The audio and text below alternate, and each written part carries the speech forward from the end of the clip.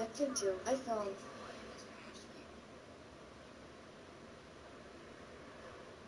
Jeffrey Brown has a look at how Chappelle's stand-up shows on Netflix are getting lots of attention, but are also the subject of criticism in a way that's different from the past. Ask Dave Chappelle about the job of being a comedian, he says this. I don't think people pay money to see a guy speak precisely and carefully. I think they want to pay to see somebody worried about the repercussions. What they say, they just want to see someone try to get at something honest, or maybe something relatable, or have some fun with something. Don't you think it was like a little suspicious? Yeah. Every dead black person the police find has crack sprinkled on them. Beginning in the mid-90s in TV specials. Good evening and welcome to the first and maybe only racial draft here in New York City. And in his brilliant Comedy Central Chappelle Show, Dave Chappelle made a name for himself as one of the smartest and sharpest comedians around. Always unpredictable, but alive to the craziness and contradictions of American culture, especially the way it deals with race. For shizzle. He walked away from the limelight for nearly a decade, making only occasional appearances. This is the age of spin. But starting last fall, he returned in a big way, releasing 4 Netflix specials, winning a Grammy for Best Comedy Album, and touring the country with his stand-up. We talked recently before a show at San Francisco's historic Fillmore Auditorium. I started really young, so you got to think, like, this relationship I have with an audience is one of the most consistent relationships that I have in my life. Yeah. This idea of talking to people this way and them listening, and it means a lot for people to be able to stand up somewhere and say, well, this is what I think, or this is how I feel. I'm black, but I'm also Dave Chappelle. There's still plenty of side-splitting humor, and Chappelle's continued to push buttons. But now many are pushing back, critical of his jokes involving transgender people, for example, and parts of his routine that focus on sexual misconduct charges against prominent men, including fellow comedian Louis C.K. This is like where it's hard to be mad. One lady said, Louis C.K.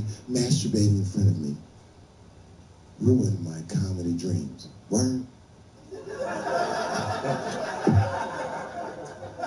Well, then I dare say, madam, you may have never had a dream. Come on, man, that's a brittle spirit. A regular theme for Chappelle now, that Americans today are overly sensitive about what can and cannot be said in public. I asked if he felt that way. Yes and no. Sometimes I think that we're painfully desensitized because we're bombarded by so much information. Mm-hmm.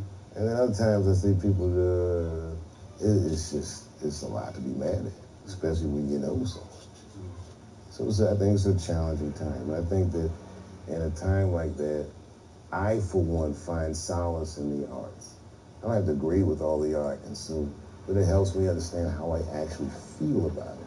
Are you surprised, though, by the criticism that's come your way? No. And I don't mind that people get upset. Some of this criticism I get is helpful. Like, I get educated by it. I don't necessarily agree with all of it, but I learn about a lot of things, just from my critics. One recent special titled Bird Revelation began with Chappelle thinking aloud about humor's boundaries. So I say a lot of mean things. But you guys gotta remember, I'm not saying it to be mean. I'm saying it because it's funny.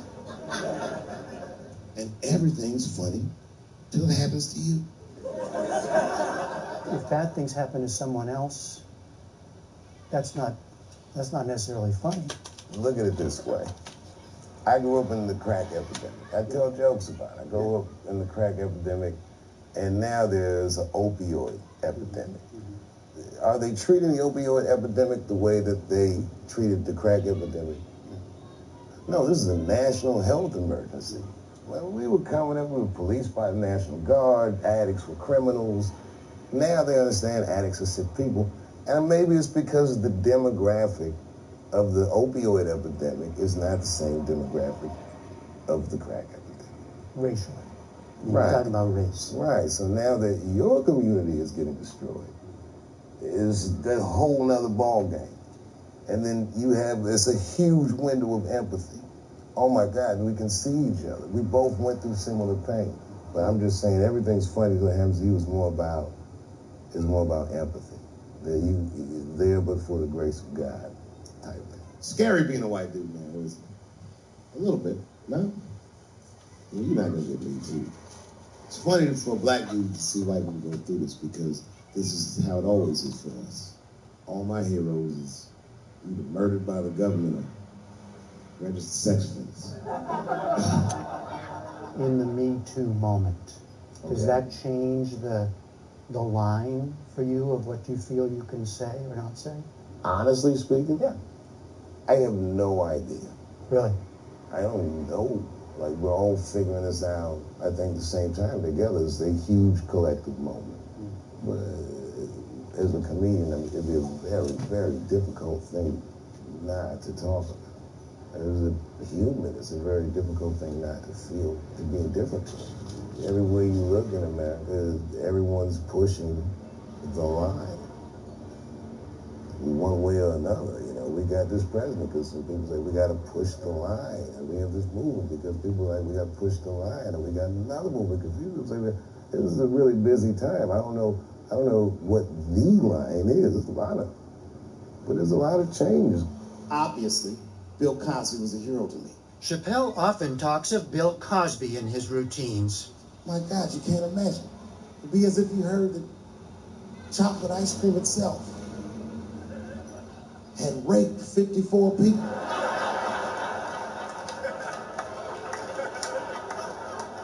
You'd say to yourself, oh man, but I like chocolate ice cream. I don't want it to rape. Our conversation took place soon after Cosby's conviction, and Chappelle spoke of watching one of his victims outside the court. Now I remember seeing her sobbing, and the emotional content of her crying, only she knows what that meant to her.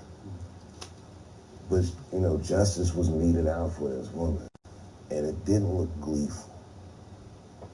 You know what I mean? Like, it's tough to see your heroes fall, let alone be a villain. I was explaining to some of my younger family members, you know, like who he was at one point juxtaposed to what's happening now. So it's astounding.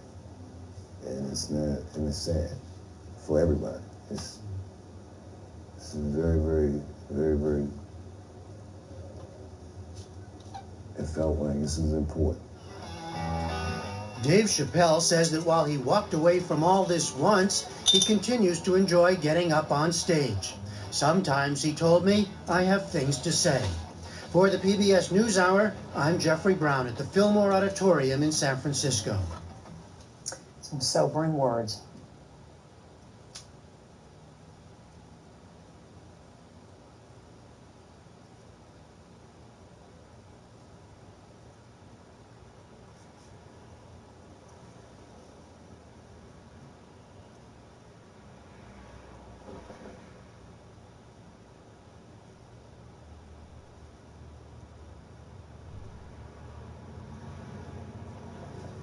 It's hot in here suddenly, isn't it? I wonder where that heat came from. I wonder what happened to me. Where did I go for 12 years if I wasn't raped?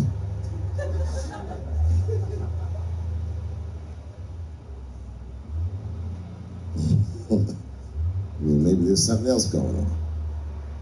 Maybe these rapes aren't even the worst of it. Wouldn't that be something?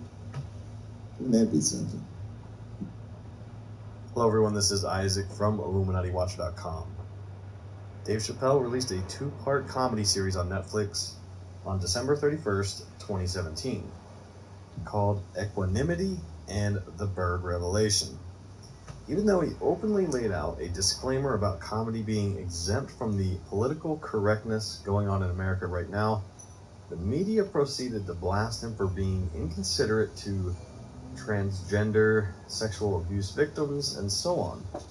Many are currently laying out the framework to ask if he's gone too far. Now, there are two things that are curious here. One, I typically lean on the side of spreading awareness and sensitivities to, disenfranchised groups such as this. I feel only through the awareness can people actually change their views of the world. So when the media quickly bashed Chappelle and his new shows by taking many of these comments out of context, it seems that the more right-wing side of the conspiracy realm may have had a point here, because they're always talking about their agenda of how the media seeks to police their own conversations. Not to mention, comedy is a strange sort of practice that should be exempt from political correctness. It's just the way it is. If we can't laugh at something, then it has way too much power over us. Now, the second thing of curiosity here is that nobody is talking about how Chappelle reveals his reason for walking away from his $50 million contract with Comedy Central and going to South Africa, which the tabloids attributed to drug abuse, something he brings up on the show when he says that they claimed he was smoking crack. I'll cover this a bit deeper in a second, but I found it quite odd that the overall message is that we shouldn't watch or support Dave Chappelle because he's supposedly a racist, bigoted, misogynist, even though he repeatedly tells the audience that being mean is part of comedy and he doesn't seek to actually do harm here. He even says that if you listen to his show and you feel like beating up a transgender, then you should leave. Now let's talk about the first show. The first show it has an interesting choice for the title of the show. Equanimity is a state of psychological stability and composure which is undisturbed by experience of or exposure to emotions, pain, or other phenomena that may cause others to lose the balance of their mind. Now, we'll revisit this, but keep this in the back of the mind as we look at some of the common threads between these two shows. And if you've already seen the shows, you'll know that the final example he brings up on the second half with the Iceberg Slim prostitute story, that's an example of what he's talking about with a prostitute and her mileage and losing the balance of her mind. But we'll get into that in a minute. So he starts this first show by talking about how he needed to get out of the comedy game before things got bad for him, drawing comparisons to Kevin Hart's sex tape scandal. Now, this is the first joke in a two-part comedy special, and he's already laying the groundwork for a higher level reveal, as well as the idea that there is a power held over these entertainers by those that are higher up in the industry. The next topic is about writing jokes in reverse, although I'm sure he's not talking about the reverse writing of Aleister Crowley that influenced the backmasking of heavy metal suicide messages. He says that he comes up with a punchline and then creates a joke to fit it. The direct suggestion I'm giving here is that Chappelle wanted to reveal a darker truth to Hollywood that he was a witness to when he had his supposed breakdown when he went to South Africa. That is the punchline. And this entire two-part comedy show is the joke to support it. And I don't want to sound like a braggart saying this, but the real reason I want to stop. I thought I watched all the Dave Chappelle stand-up. I watched this one right here, Equanimity, but the Bird something, what is the other one? The Bird Revelation? I gotta go watch that shit. I don't think I watched that one. Is because I'm too goddamn good at it. Too goddamn good. I'm dope, nigga. I'm not even exaggerating. It's not exciting. I just pick a punchline out the fishbowl. Every night before I come out on stage, I'll be backstage like, I'm sure this is gonna go well. And it always does. I'm so good at writing jokes, and this is not even an exaggeration. I actually write jokes backwards. I will write a punchline with no particular setup in mind. I just put it on a scrap of paper, and I'll throw that scrap of paper in my fishbowl. I have a fishbowl in my house filled with random punchlines. And every once in a while, I'll shake the bowl, and I'll dig in there and just pull one out and see if I can make that shit work. And I picked one for this special. It's not an easy punchline to pull off. Are you ready? Here it goes. The punchline is, so I kicked her in the pussy. Dave Chappelle, he talks about transgender ideas, oversensitivity, and political correctness, and how these new attitudes are driven by rich white men, because historically nobody has cared about what women or black people think, so it's almost transparent that there is some kind of agenda at play here. Chappelle goes into the two-party system of politics, and how he voted for Clinton begrudgingly after she removed Bernie from the election. When he was in line to do early voting, he realized that poor white people were mistakenly thinking Trump would be fighting for them, but in reality, Trump was fighting for rich people like Dave Chappelle. Chappelle talks about the deception from the media in making us believe the extreme left and right are the norm, when in reality, we're all closer to the center. This is one of the main points I've been trying to convey in my works, because they are doing psyops to divide us and keep us distracted while they pursue their own agenda. This man needs to realize that we all need each other. And that's why we will never, ever be able to beat China. Because everybody in America is racist, and everybody in China is Chinese. Everybody in China know they Chinese. This motherfucker called it all wrong. And don't believe the media either, because as all this shit is happening, the media is trying to make us believe that the extremities amongst us are the norms. We can disagree, that's fine. And most of us are keeping a cool head about this shit. You know what I mean? Americans generally respect one another's beliefs, even if they don't share those beliefs. I know I do. I respect everybody's beliefs, except Amish people. Now, the second part was called The Bird Revelation, and it starts out with a quote from jazz musician Charlie Parker, which is most likely where the bird term comes into play, since he was called Bird in his day. Chappelle says the jokes sound mean, but they're not intended that way, which is ironic and almost a little bit of a foreshadowed understanding of what was going to happen, since the mainstream media completely took his joke about Louis C.K. out of context. Sometimes the funniest thing to say is mean. You know what I mean? It's a tough position to be in. So I say a lot of mean things. But you guys gotta remember, I'm not saying it to be mean. I'm saying it because it's funny. And everything's funny till it happens to you. Revelation. Chappelle talks about Louis C.K.'s sexual improprieties and how the woman who then gave up her dreams of comedy had a, quote, brittle spirit. He then goes into COINTELPRO, which is a subject I discussed in my hip-hop conspiracy book, Sacrifice Magic Behind the Mic.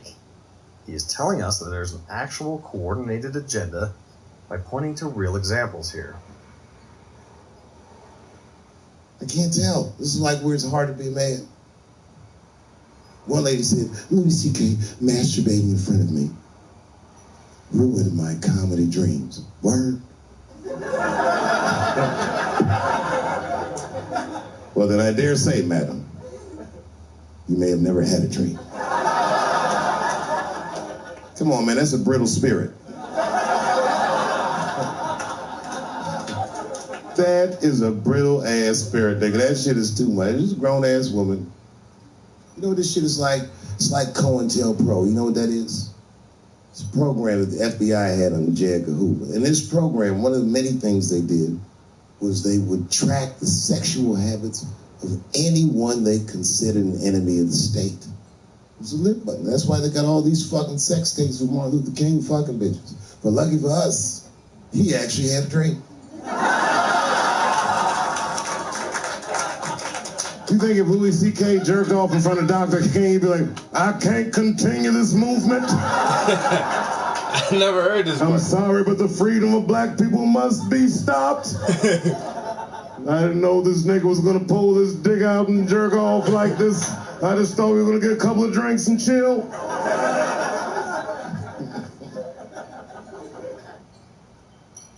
The higher point he is making is that Hollywood has a gauntlet of things to navigate, and it's not for the faint of heart.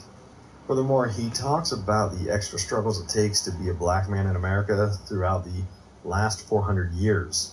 He then jokes about the brittle spirits of white America, who can't tolerate the national anthem and the kneeling protest.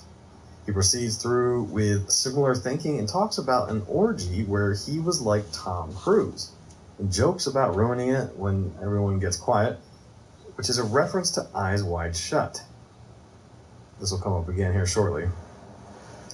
He then makes a revelatory statement about the system being corrupt and how we need to give people in the system a place to be vulnerable and tell us what they did as part of the system. I was right once. Remember that? Does anybody remember when I was like missing from show business for 12 years? Remember when I had like this really popular show and I quit? I remember I walked away from $50 million. A lot harder than walking away from Louis' freckled dick.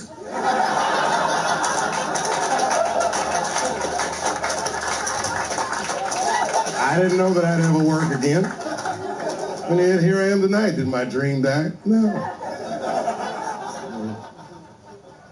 I remember that shit. You don't remember that when I quit my show? Remember when on the way out the door I said, something's wrong in Hollywood. I believe they said I smoked crack. That's right, I remember. They called me crazy. So really, you know, you're right, ladies. Congratulations. Enjoy it. And they coming for you, bitches. They're coming for you.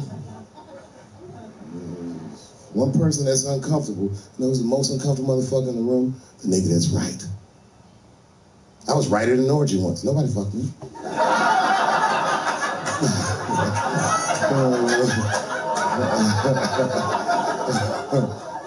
I was just walking around like Tom Cruise in the movies, just looking. And ruin the whole orgy by accident. It's easier to ruin an orgy than you think. All you gotta do is wait for it to get kind of quiet and then go, ew.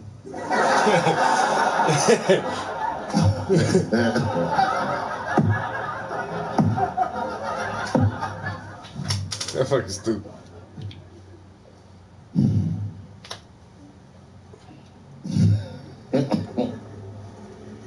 I know I feel bad. But I just feel like this is all happening for a reason. But ladies, I want you to win this fight. 10 years ago, I might have been scared, but you know, I got a daughter now, so if you win, she wins. So I'm rooting for you. And I agree with you. At least ideologically, I do. I don't know if you're doing it just right, but I mean, who am I to say? I don't think you're wrong. I just think that you can't make a lasting peace this way. You got all the bad guys scared, and that's good. But the minute they're not scared anymore, it will get worse than it was before. Fear does not make lasting peace. Ask black people. And that's what it is. What this city really needs, without irony, I'll say this, the cure for LA is in South Africa. You motherfuckers need truth and reconciliation with one another. Because the end of apartheid should have been a fucking bloodbath by any metric in human history, and it wasn't. And the only reason it wasn't is because Desmond Tutu and Mandela and all these guys figured out that if a system is corrupt, then the people who adhere to the system and are incentivized by that system are not criminals. They are victims. And that the system itself must be tried. But because how systems work is so compartmentalized as far as information, the only way we can figure out what the system is if everybody says what they did. Tell them how you participated. Because men want to help, they're just scared. Because Ben Affleck tried to help. Hey, what happened to these ladies is disgusting. Oh, nigga, you grabbed a titty in 95. All right, fellas, I'm out. Fuck that, I ain't helping. I just want to help. I want to be a good guy. Like, I can't even say the word Me Too anymore. The nigga tonight was like, Dave, I'm going to the comedy club. I was like, I am also going to the comedy club.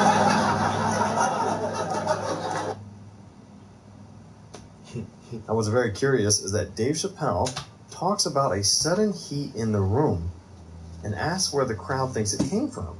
I'd like to offer the suggestion of the devil, but then he goes into the scope of his disappearance. It's hot in here suddenly, isn't it? I wonder where that heat came from. I wonder what happened to me. Where did I go for 12 years if I wasn't raped?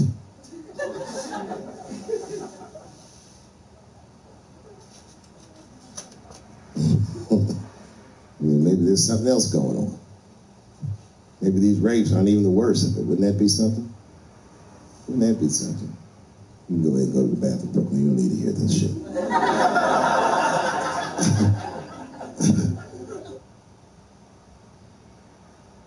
Now, the final analogy is about the illusory world of Hollywood and the real darkness within it. He's presumably the prostitute who is in his last bit of mileage before he snaps. They may have put on a clever show of sacrifice or death, much like we see in Eyes Wide Shut when Tom Cruise's character witnesses the ritualistic sacrifice at the mansion. They then let Chappelle believe he was responsible for something bad, and they tell him that they can keep it a secret together. After this, they can squeeze some more work out of him. The idea is that perhaps Hollywood has a clever illusion they use to trick people into doing their bidding, which raises a question of what precisely their bidding is, sexual or otherwise. If Chappelle is part of a cunning ruse, then he's still afraid to speak about it. Throughout the special, he's practically begging for the masses to change their attitudes towards people that have been a part of the system's game, with an example being Ben Affleck and the show. He wants to create a safe environment so he can share his story and help bring down the bigger system.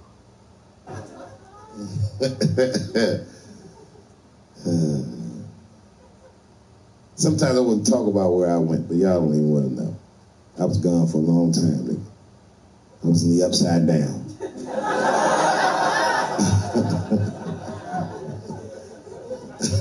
Stranger Scary being a white dude now, isn't it?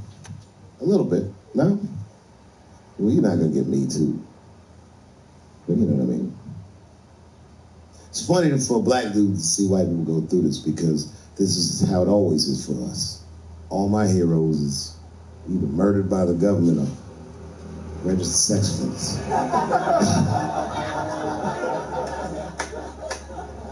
Sad, I know, man. If I could see it.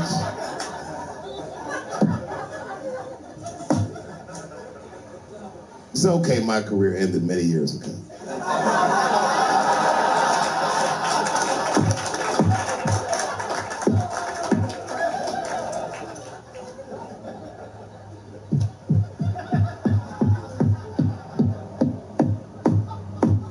Order. No, I'm terrible. I'm sorry, everybody. I'm sorry. Want to know what happened to me?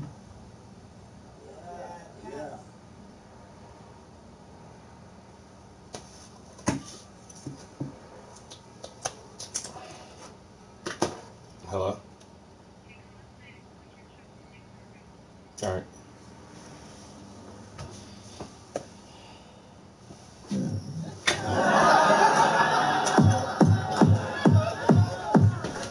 It's a damn thing, but I don't want to talk about it.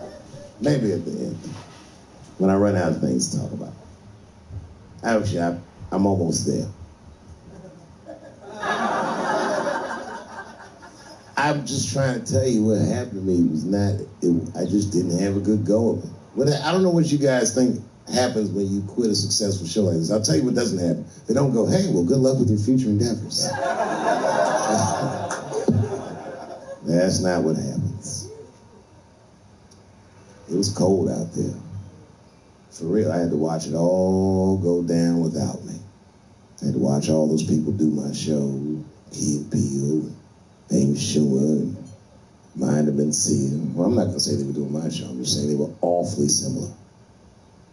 I was mad. And people would come up to me on the street and be like, yo, nigga, just every once in a while. Most people thought I was crazy, but sometimes people come, yo, nigga, you did the right thing, man. You my hero. Nigga, I don't want to be your hero. I want to be rich.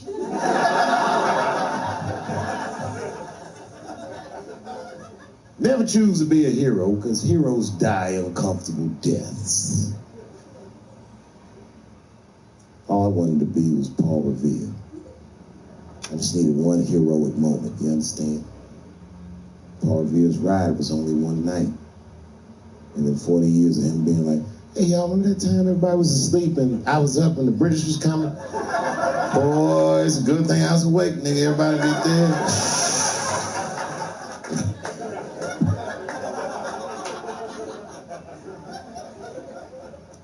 That's why I want to start a GoFundMe for Colin Kaepernick. I do, man. I'm fascinated with him. I want to make sure he never has to play football again. He can if he wants to. I just don't want him to have to. It's why the fuck not? I know he's rich and people would be like, I'm not giving a GoFundMe to a rich dude, but you should. You should. Because that motherfucker's life was going great. He's so light-skinned, he didn't even have to say he's black. And yet, he took a knee during that anthem for us. Thought about us when things were going good, when his belly was full, when he didn't think about his livelihood or any of that, and they took his livelihood away from him. I'm like, man, that shouldn't be the way it is. Every fucking person that takes a stand for somebody else always gets beat down, and we watch it. Over and over and over again, we watch it. We should pay those motherfuckers for blowing the whistle, because they make our lives better. And we could change the narrative. We could make one motherfucker have a good outcome for doing the right thing. And that would make another motherfucker be brave enough to do the right thing. And if you did that, the niggas like Harvey Weinstein wouldn't rape for 40 years because bitch went a stupid ass part. We should take care of each other. Wouldn't it be nice to be like, remember that time they was gonna kill Jesus, but then he got all that money?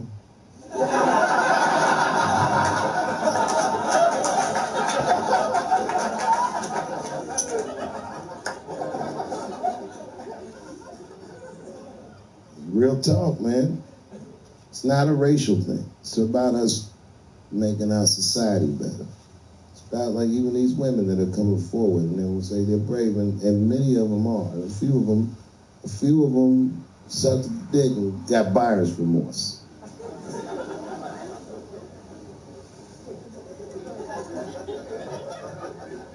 Yo, that's a huge omission from this narrative. This wouldn't have gone this far if some women weren't willing to do it. You can't ask every woman to hold the line. Some women can carry things heavier than others.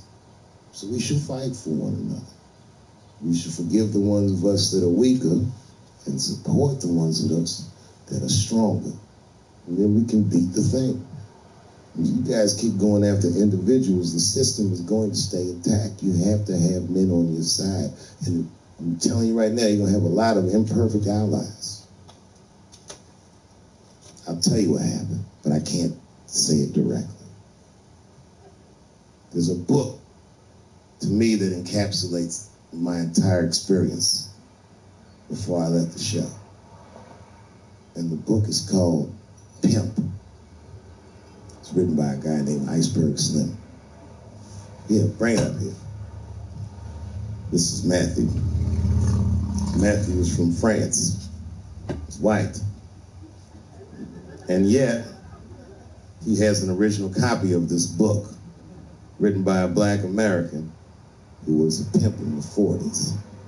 Iceberg Slim, his real name was Robert Beck. He got the name Iceberg because he was in a bar in Chicago and there was a shootout in the bar and a bullet went through this nigga's hat and he still finished his drink. Pimps love shit like that. They said, man, you ice cold. And he said, I like that. And it stuck. This book is so heavy in the front, it has a glossary of pimp terms because the ideas are so foreign to the American ears. For instance, do you know what the phrase mileage on a hoe means?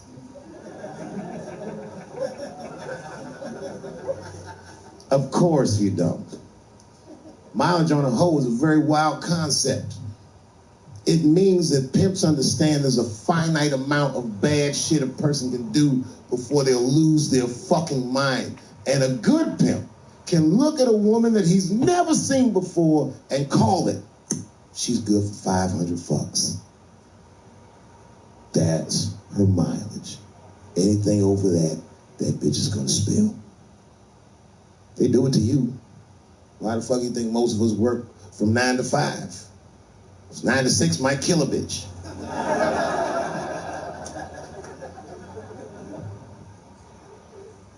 Iceberg Slim was the one that broke down what a bottom bitch was. Does anyone know what a bottom bitch is? Anyone? Mm-hmm. What's a bottom bitch, sir? It's your prostitute that's the best out of all of them. That brings in the most money. That's right. That's exactly right. Are you black? That's right. A bottom bitch is a pimp's number one hoe. She's even a bitch that helps him keep the other bitches in line. I will repeat. She's even a bitch that helps him keep the other bitches in line. The pimp was McDonald's, and the bottom bitch is French fries. The rest of them bitches like fish sandwiches, cherry pies, and shit like that. Iceberg Slim breaks down some of the coldest capitalist concepts I've ever heard in my life. He describes in detail how these men break women so that they will give them the money that they make with their own bodies. There's a story in here so cold it makes me shudder to think about it. Well, Iceberg Slim is trying to control the woman that he finds uncontrollable. So he asks the older pimp how he can rein her in. And the older pimp says, oh, that's easy, Iceberg. All you have to do is beat that bitch with a coat hanger and then run her a bath and give her some pills. She'll be so grateful that you fixed her that she'll forget you were the motherfucker that beat her in the first place. That's some cold shit. Now, end of this book, Iceberg Slim tells a story.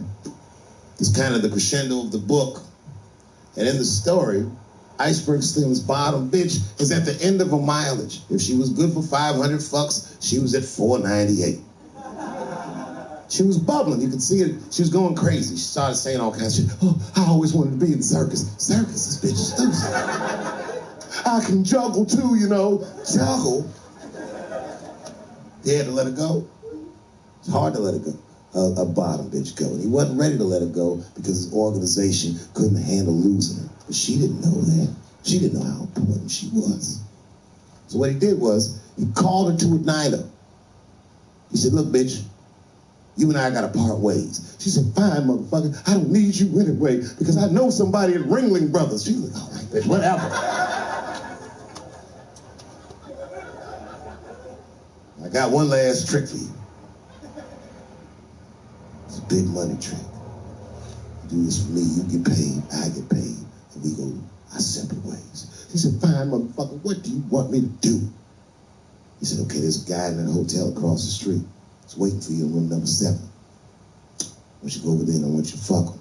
But before you do, I need you to put some of this stuff in his drink. Then he's gonna fall asleep. When he does, there's a briefcase on his bed. Bring the briefcase to me. That's the trick, bitch. Can you handle it? She said, fuck yeah, I can handle it. I can't wait to get rid of you. And she ran outside, jumped on a unicycle, and pedaled across the street. And Iceberg watched her. He was like, man, she's pretty good. Man, if I never jerked off in her face, maybe she would have been in the circus right now. This motherfucker's stupid. She runs up to the motel steps and she disappears in room number 7. And she's gone for a real long time. Real long time. So long, in fact, that Iceberg got a little worried. But then, suddenly, she came back. He said, what's going on, bitch? Where's the briefcase? She said, I didn't get it, Daddy. He said, what do you mean you didn't get the briefcase, bitch? What's wrong with you? She said, oh, I did everything you said, but that man don't look right. Something wrong, Daddy. I said, what do you mean something's wrong, bitch? Did you put that stuff in his drink? She said, I did everything you said, Daddy. I put all of it in his drink. He said, wait a minute, bitch. Wait a minute. You put all of it in his drink? Now he had to see for himself. The two of them go across the street to the motel. They go into room number 7, and on the bed, laying lifelessly, is the white man that she was supposed to fuck. And Iceberg said, you right, bitch. She don't look good.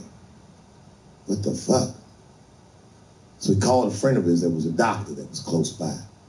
And the doctor came in, gave the guy a thorough examination, and told them both what was obvious. Slim, this motherfucker is dead. Oh, God, Daddy. Oh, no. Oh, no, we killed him. He said, calm down, bitch. We didn't do anything. You killed this motherfucker. And he reached under the bed and he grabbed the briefcase, he popped it open. It was filled with money. More money than any of it ever seen.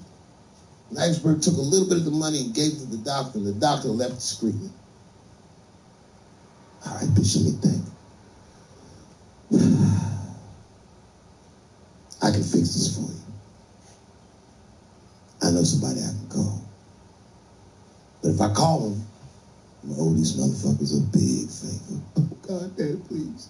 I don't want to go to jail. Neither do I, bitch, so will you shut up? I picked up the phone. She heard him mumbling the phone a little bit. He hung up the phone, and she was pacing the room, and he was just standing there cool, and they were waiting, and suddenly a van pulled up downstairs. Two guys get out with a carpet. They walk upstairs. They roll that carpet out on the floor. They throw the body in the carpet. They roll that motherfucker up like a burrito. They pick that shit up, and they throw it in the back of the van. They come back up, and Iceberg opens the briefcase again and gives them a little money. He says, I'll get in touch with you guys later. They say, you're not going to get in touch with us at all. We'll find you. He said, whatever, nigga. And they bounced. Oh, God, Daddy, oh, God. He just relax, bitch. Listen, we're getting the fuck out of here. You go downstairs, you get the car. We gotta leave separately. She went, she got the car. Iceberg grabbed that briefcase, waited a few minutes, looked out the window, and then he went down with her. They both got in the car, and they drove off. She was a blubbering mess. Oh, you did all this shit. He said, I told you, bitch, we didn't do anything. You killed a motherfucker, and I cleaned him up. And now we got us a secret, okay? I know I'm not gonna tell, bitch. It's you? Oh, no, I ain't gonna tell. He said, all right, man, go. I'm gonna need you to stay with me for a while till this shit cools down. She goes, okay. That's the game. That's how the whole shit works, ladies. You understand? This bitch was at the end of her mileage. She was at 498. She ended up tricking for Iceberg for another 6 months. She must have turned another 200 tricks for him. Do you understand? Some cold shit. And the cold shit about it is that the dead guy on the bed wasn't even dead at all. This motherfucker was just a friend of Iceberg's acting like he's asleep. The doctor wasn't a doctor. It was a motherfucking butcher that happened to have a white coat. And the dudes who came in the mover van clothes was dressed like movers because they were movers. Iceberg had gotten a new apartment. And the bag of money was Iceberg's money in the first place. The money he got from all those women. That's a cold game. That's the motherfucking Cablets Manifesto. And that's why I went to South Africa. So now we got us a little secret, bitch. And see. So what are my thoughts on this? Well, go back to the mid-2000s when Dave Chappelle was on Inside the Actor's Studio. On it, he was talking about how Hollywood was treating him like a prostitute. He said, I would go to work on the show and I felt awful every day. That's not the way it was. I felt like some kind of prostitute or something. If I feel so bad, why keep on showing up to this place? I'm going to Africa. Now, this was also the same show where he talked about Hollywood and their ability to break down powerful men like Martin Lawrence and Kevin Hart by making them wear dresses and become more effeminate. Now, since the media can't get past the political correctness or lack thereof, I'm left scouring through Reddit forums to see if anyone has any ideas on how to decode Chappelle's secret. Some draw analogies to the Bible's Book of Revelation and the links between Babylon and Hollywood, which may be a good start. But here's what we do know. The best. I think Chappelle the best in his generation. Darker going on in Hollywood. I don't give a fuck what nobody say, yo. Chappelle. He titles his generation my favorite stand-up. Equanimity because he himself was psychologically impacted from what he either saw or took part of. He also alludes to the room getting hot and makes a point to ask where the heat came from. It's hot in here suddenly, isn't it? I wonder where that heat came from. I wonder what happened to me. Where did I go for 12 years if I wasn't raped?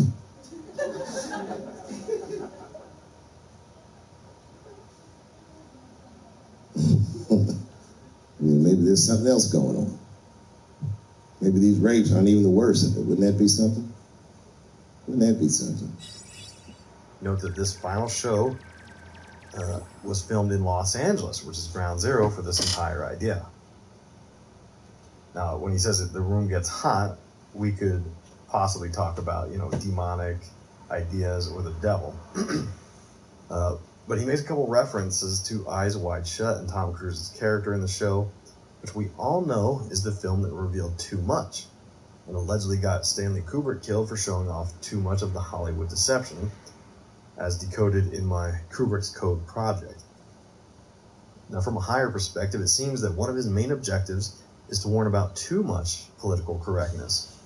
He assures us that it's not because he doesn't like these groups, but rather because it's a distraction. I didn't know that was by elite whites. I didn't know that was a conspiracy theory that Stanley Kubrick died for putting too much real information into the movie Eyes Wide Shut. It's in the Illuminati. At least that's how I read it. He's doing this because he wants to give himself and others a place to share the secrets they've been a witness to, as well as a part of. Now, what are these secrets that are so horrid that he feels he can't share them? Blood sacrifice. His final plea for what happened to make him go to South Africa is analogous to Iceberg Slim's pimp book, and an example where the pimp gets inside the head of a prostitute that makes her believe she killed a man. He then manipulates her into putting a few more tricks in long after her mileage has expired. Chappelle was the prostitute, and he was deceived into taking part of a blood sacrifice, which may or may not be an illusion. I believe this because of the actions taken at Bohemian Grove on an annual basis. For those that aren't familiar with this event, it is an elite boys club that meets annually to conduct a cremation of care ceremony where they do a mock sacrifice of a child to a giant owl god, which has been called Moloch, but more accurately would be described as Minerva. I talked about this concept as it relates to the death of Drake's friend in September 2017. Now, if I was to take a guess at what Chappelle has been trying to tell us, it would be that people high up in the entertainment industry take practice in mock, or worse, for real, blood Eyes Wide sacrifices Shut. of I saw it back in the beings. day. Throughout the comedy show, he puts down the people that spoke out about sexual improprieties and said they had brittle spirits. Now, he says this because he was a witness to something much darker and walked away from $50 million. He's saying that people in entertainment keep their mouths shut because the amount of fame and fortune is far too great. But he overcame that. He actually walked away. The people that are claiming sexual abuse are still inside the machine benefiting from it. And if they wanted to truly make a difference, they should walk away like he did. Now, that's just my take on it. If you have any other ideas on it, please comment below. Is my theory right? Do you have any other ideas? To me, it seems like we have to rely on each other to explore these things because the mainstream media will continuously let us down and push the agenda that seeks to divide us and keep us trapped inside the hamster wheel. Now, if you want more, I've got a podcast, the Conspiracy Theories of Unpopular Culture podcast. I've got a website, IlluminatiWatcher.com, and I've got a Patreon support system on patreon.com/IlluminatiWatcher. And you can get access to tons of bonus content on there, and you will also get some of my new books. If you sign up as a Tier 1 member, you get The Dark Path on ebook for free. All right, I want to thank you for listening, and I will talk to you soon.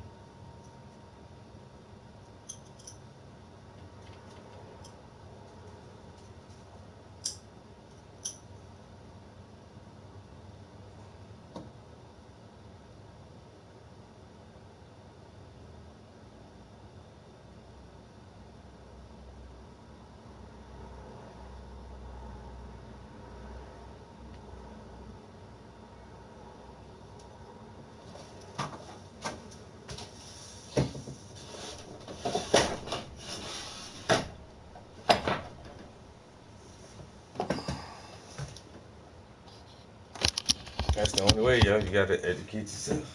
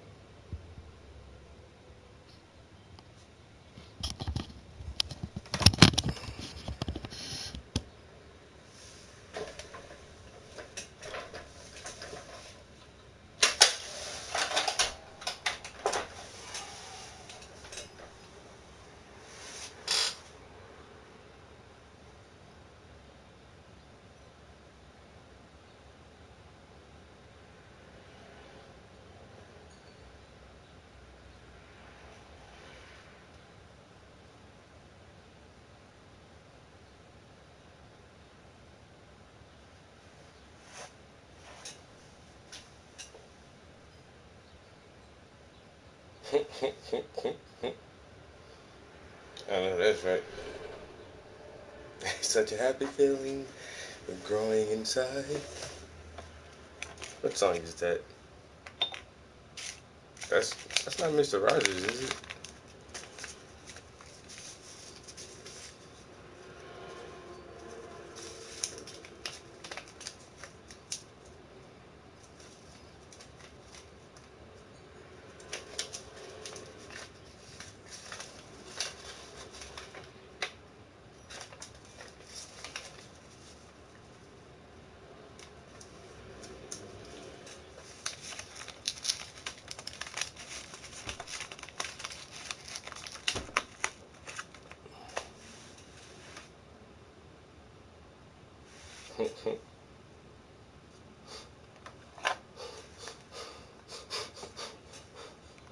Alright guys, I'm gonna be gone for a couple days.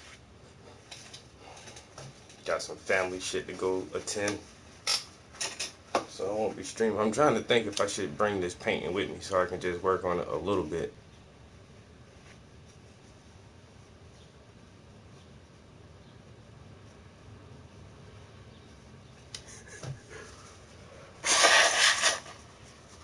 Fred, get the fuck off my lawn.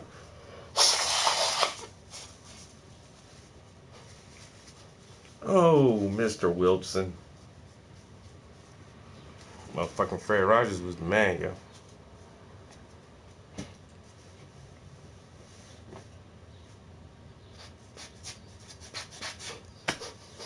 Got some buggies. Alright. I wasn't planning on being here too long anyway. I said, oh, shit. I gotta pack and do shit like that.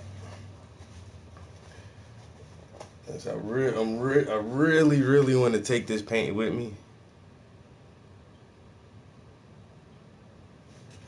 Oh, it's going just splendidly. You know what I'm saying? Motherfuckers don't say shit to me, I don't say shit to them.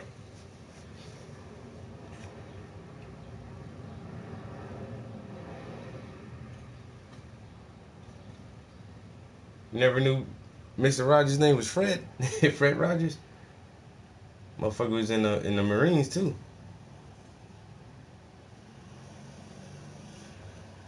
Fuck my neighbors, man. Douchebags.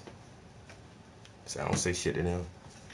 Shit, I grilled me some steaks on the grill the other day. They said right out they bumping that David Banner album, The God Box. Bruh, that album is so black. I was bumping that shit loud as hell. All the neighbors went in the house. I'm not gonna listen to this shit. Bye-bye, neighbors. Bye.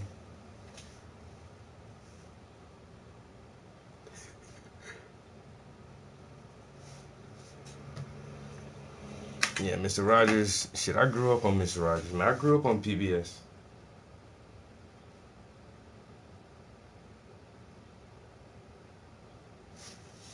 All the little puppets, the little hand puppets he had.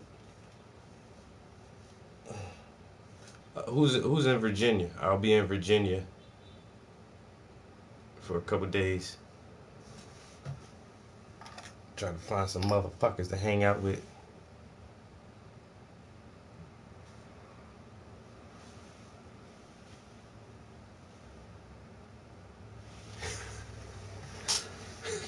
Put on my cardigan. Shit.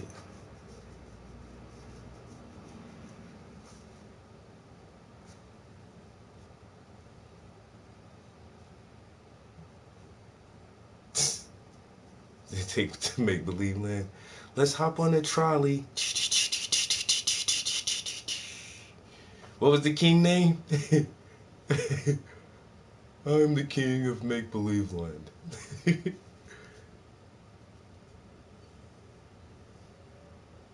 No, my neighbors ain't move out. I'm gonna move. I've been wanting to move anyway. I own one property in South Carolina, but I don't want to live there. So I'm just trying to find a house, yo. It's time for me to get my own fucking house. Been saving up for a while, so maybe this year, next year. I just hate that fucking idea of a mortgage, man. Like, just like car payments. Like, I own my cars. I never had a car payment, yo. I don't like that shit. And I really don't want a fucking mortgage either.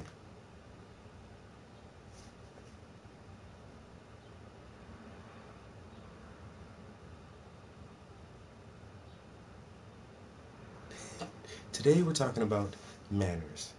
Yo, hey, somebody help me out with this shit, right? So these Thai kids are, was it Thai?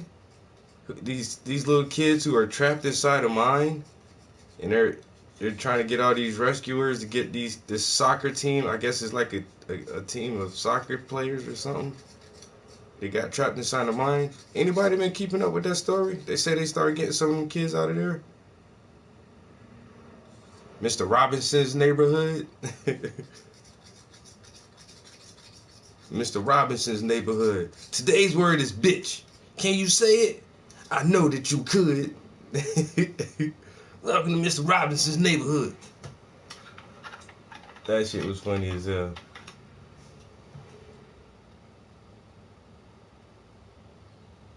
Yeah, those Thai kids that are stuck in that cave. I know they're trying all these different kind of rescue efforts to get them out. And my main question is, what the fuck is these kids doing in the cave? Oh, the soccer team. Bitch, soccer is played on a soccer field, not in a fucking flooded cave. Why are all these kids and this one adult in this fucking cave? That's what nobody's ever said. I don't think I heard any stories about why they went in the cave. Okay, they're all out. Why were they in there in the first place? Why did they go in there?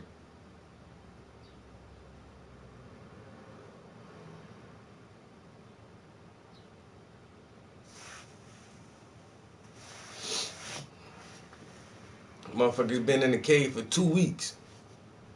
What the fuck was y'all doing in there? Why y'all go in the cave? And why y'all was so far in there? Why y'all was in there so long that the shit got flooded out?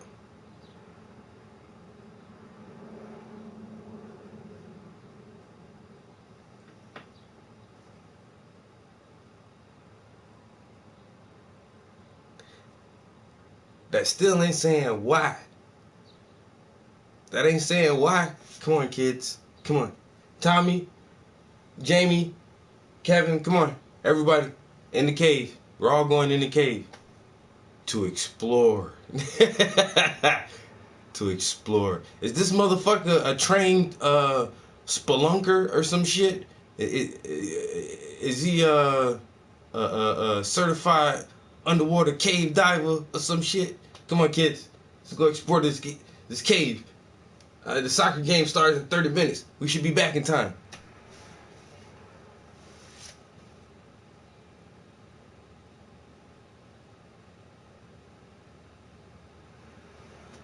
Yeah, I heard that a couple days ago. That was like 2 days ago now. Like one of the first guys to reach them took him some air, but he didn't leave enough air for him to get back out the cave, and he fucking drowned trying to get back out.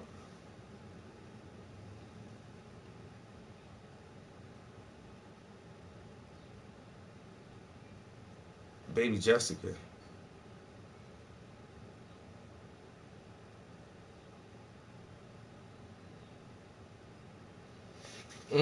Baby Jessica. A baby stuck inside a pipe or some shit like that, or...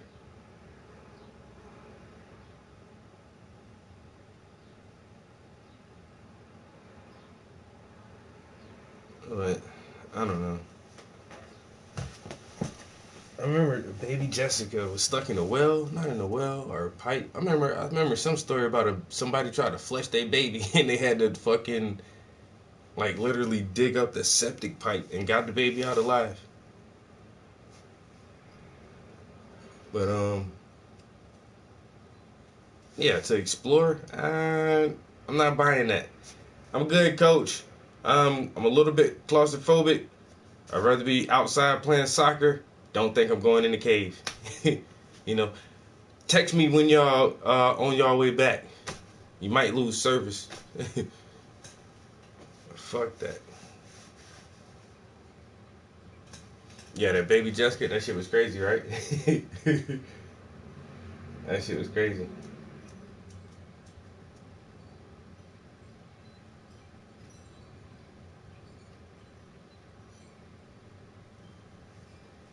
The world is insane, yo. Motherfuckers are mad. You know, literally mad.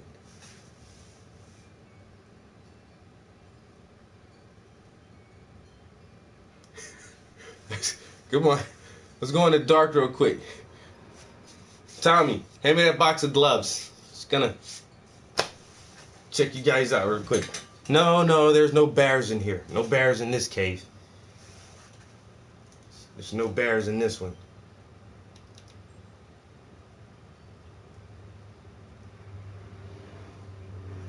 There's like a couple years ago, those coal miners, like 30-something coal miners got trapped on the ground for a couple weeks.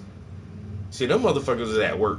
That was their job. That's what they were doing down there. We were mining for coal, and, you know, the tunnel collapsed, and we were stuck. This soccer team, we were exploring. Exploring what? The cave. Why? Why? Without a professional? Our coach said he saw something on YouTube.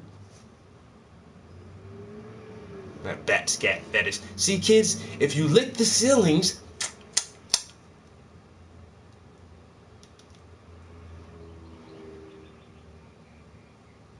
motherfuckers going there and scooping up piles of guano. This shit is like gold. We can sell this. It's food. It's fertilizer. It's organic. It's like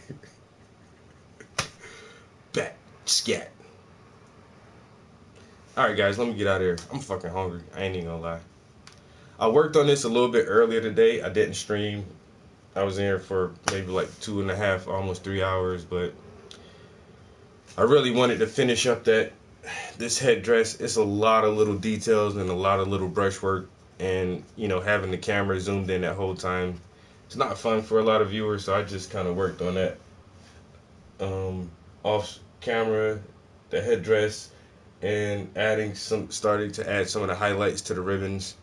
And just now in the last hour, I continued to add some highlights to the hair, filling it back in black and then going across with some light grays and purples in there.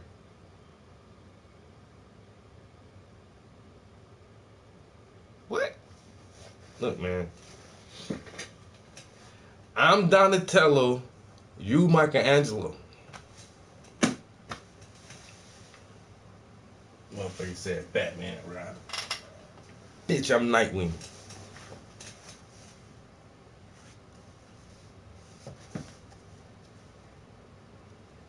Fucking crazy, right? Alright guys, I'm out of here, man. Peace.